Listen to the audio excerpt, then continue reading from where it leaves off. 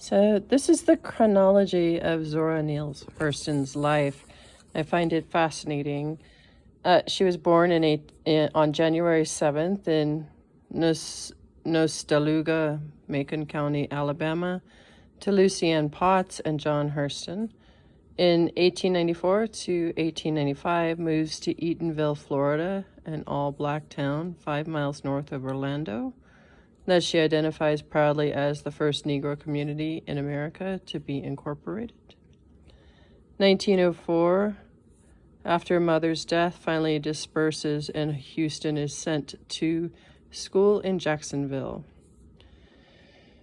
1918, enters Howard University in September after years of working as a domestic in various locations. 1924, publishes Drenched in Light, a short story in Opportunity, a national magazine sponsored by the Urban League. 1925, moves to New York City as the Harlem Renaissance takes flight, enters Barnard College where she studied anthropology in the fall. 1926, collaborates with Gwendolyn Bennett, Langston Hughes, and Wallace Thurman on Fire. Sweet appears in the Oling issue. 1927, begins fieldwork in Florida where she marries Herbert Sheen. Marriage is short-lived. 1934, first novel, Jonah's Gourd Vine, based loosely on the lives of her parents. 1935, Mules and Men, the first volume of African American folklore compiled by a Black American. 1936, awarded a Guggenheim Fellowship to study Obeah practices in the West Indies.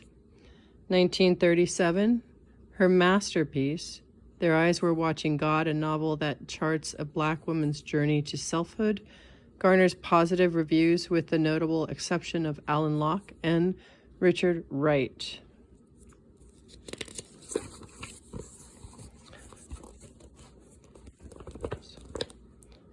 1938, Tell My Horse,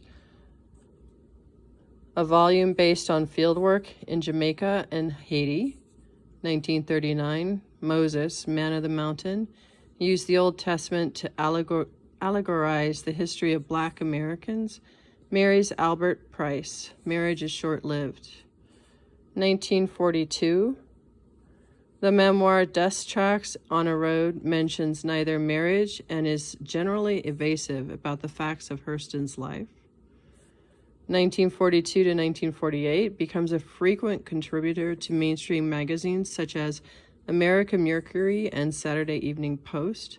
Political views grow increasingly conservative.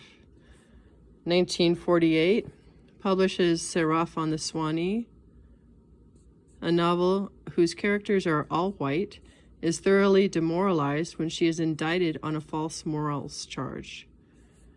1949, indictment is dismissed when Hurston proves that she was out of the country when the alleged crime took place. 1950, Wire Services reports famous Negro author working as a maid. 1954, continues working for years on biography of Herod the Great. Like much of her writing of the past decade, is rejected by publishers. Writes widely reprinted letter to the Orlando Sentinel condemning the 1954 Supreme Court Brown versus Topeka decision, which ruled segregated schools unconstitutional because she does not believe that Black children need to go to school with whites in order to learn. 1960, dies in a welfare home on January 28th in Fort Pierce, Florida, buried in an unmarked grave in a segregated cemetery. In 1973, author Alice Walker purchases a tombstone that memorializes Hurston as a genius of the South.